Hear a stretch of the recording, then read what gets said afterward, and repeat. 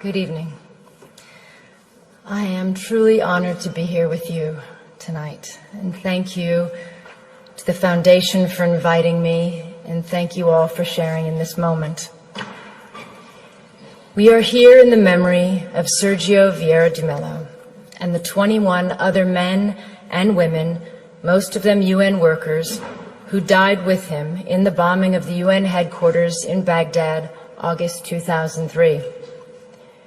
We remember all those who died to acknowledge each valuable life cut short and the families who share, even today, in their sacrifice.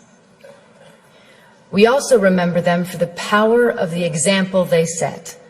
Brave individuals from 11 different countries working to help the Iraqi people at the direction of the United Nations Security Council and on behalf of all of us. This is sometimes forgotten, that in serving under the UN flag, they died in our names, as our representatives. And at their head, Sergio was a man of extraordinary grace and ability, as many who knew him will testify. A man who gave 30 years to the United Nations, rising from a field officer to High Commissioner for Human Rights and Special Representative to Iraq. From Bangladesh to Bosnia to South Sudan to East Timor, he spent the majority of his career in the field, working alongside people forced from their homes by war and assisting them with his skill as a diplomat and a negotiator. Perhaps the greatest testament to his contribution is how much his advice would be valued today. As the Syrian conflict enters its 7th year, as we live through the gravest refugee crisis since the founding of the United Nations, as 20 million people are on the brink of death from starvation in Yemen, Somalia, South Sudan, and Southeast Nigeria, I cannot imagine that there is anyone in the leadership of the United Nations who would not welcome the opportunity to consult Sergio or to send him into the field once more. He is truly missed. It is humbling for me to speak tonight in the presence of members of Sergio's family and his former colleagues. I never knew Sergio, but I have stood before the plaque in the place where he died. I felt profound sadness at the fact that the conflict in Iraq, the source of so much Iraqi suffering to this day, had claimed the lives of men and women whose only intention was to try to improve a desperate situation.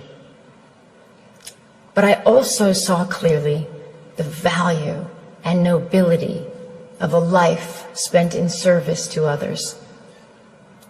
Sergio was a man who never turned down an assignment, no matter how difficult and dangerous, or as others have put it, who handled one impossible task after another. He was a man, to borrow the words of Thomas Paine, whose country was the world, whose religion was to do good. He will always remain a hero and inspiration to all who follow in his footsteps.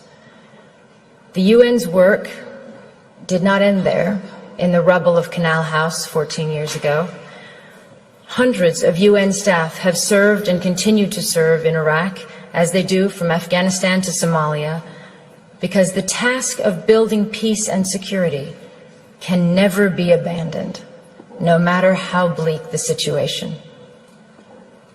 My thoughts on Sergio's life and legacy derive from my 16 years with UNHCR, the agency he spent so much of his career serving and representing. But I also speak as a citizen from my country, the United States. I believe all of us who work with the UN preserve this duality. The United Nations is not a country. It is a place where we come together as nations and people to try to resolve our differences and to unite in common action. As a citizen, I find myself looking out on a global environment that seems more troubling and uncertain than any time in my lifetime. And I imagine many of you feel the same. We are grappling with a level of conflict and insecurity that seems to exceed our will and capabilities, with more refugees than ever before, with new wars erupting on top of existing conflicts, some already lasting decades. We see a rising tide of nationalism, masquerading as patriotism, and the reemergence of policies encouraging fear and hatred of others. We see some politicians elected partly on the basis of dismissing international institutions and agreements, as if our countries have not benefited from cooperation but actually been harmed by it. We hear some leaders talking as if some of our proudest achievements are in fact our biggest liabilities, whether it is the tradition of successfully integrating refugees into our societies, or the institutions and treaties we have built rooted in law and human rights. We see nations that played a role, a proud role, in the founding of the International Criminal Court, withdrawing from it on the one hand, and on the other, we see arrest warrants for alleged war crimes issued but not implemented, and other crimes ignored altogether.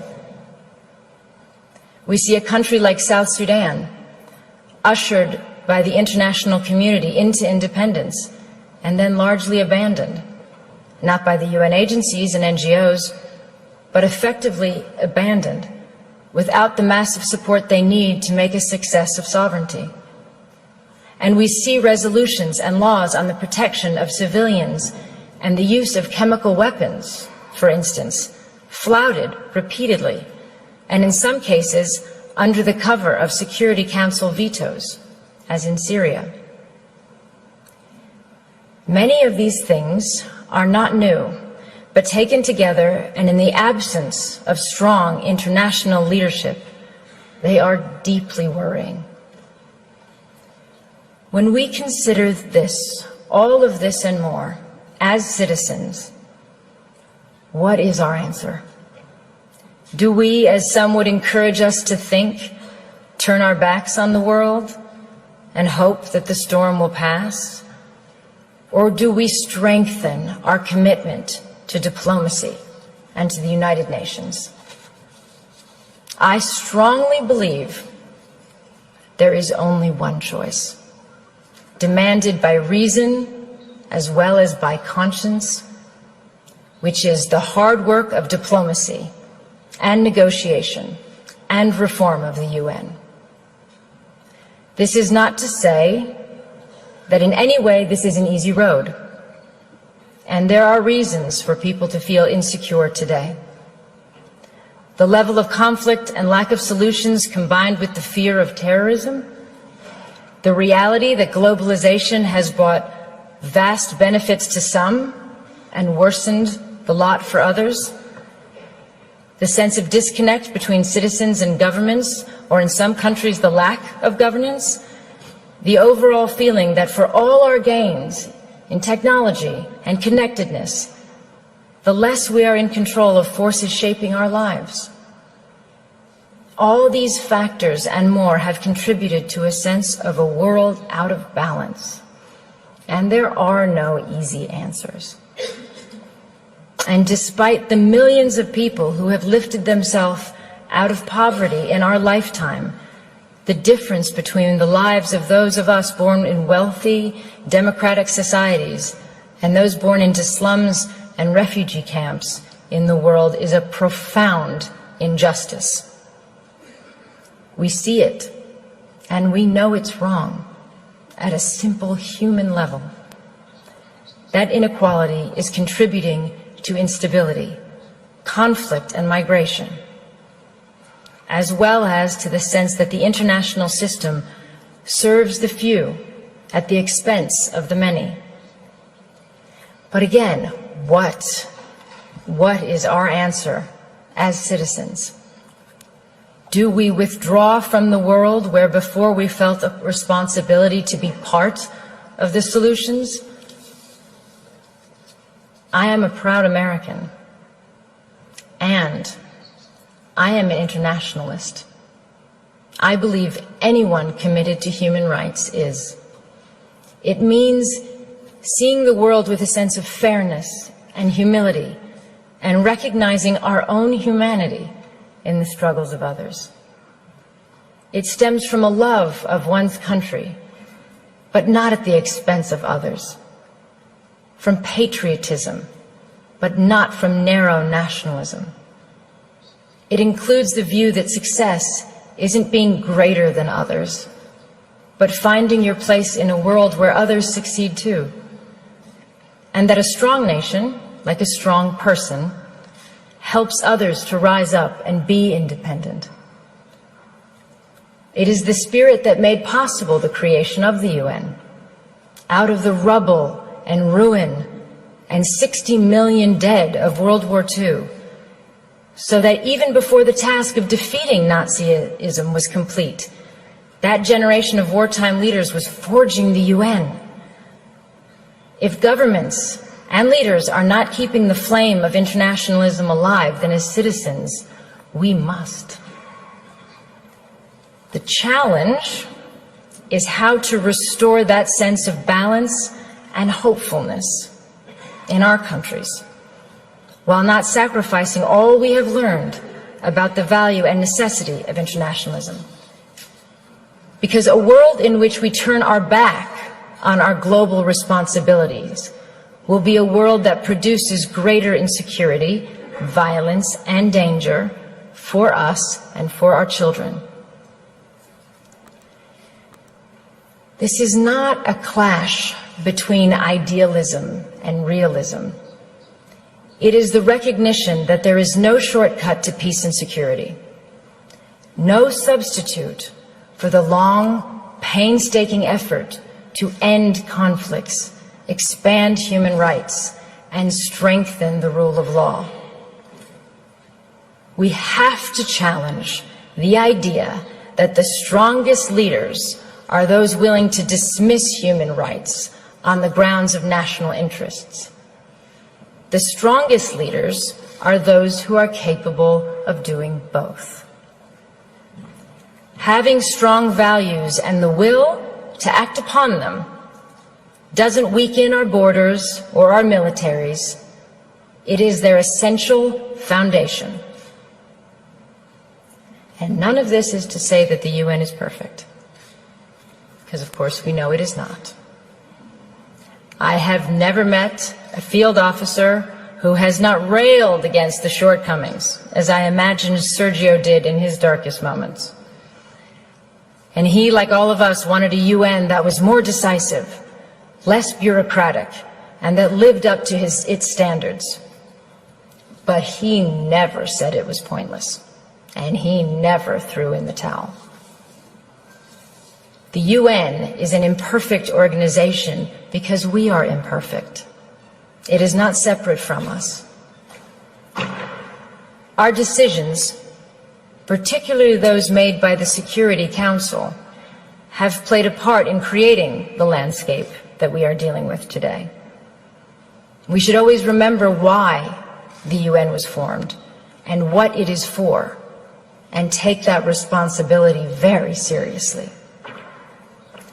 We have to recognize the damage we do when we undermine the UN or use it selectively or not at all, or when we rely on aid to do the job of diplomacy, or give the UN impossible tasks and then underfund it.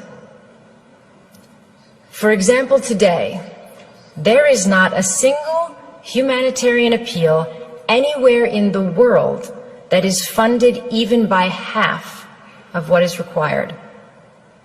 In fact, worse than that, appeals for countries on the brink of famine today are 17%, 7%, 5% funded, for example.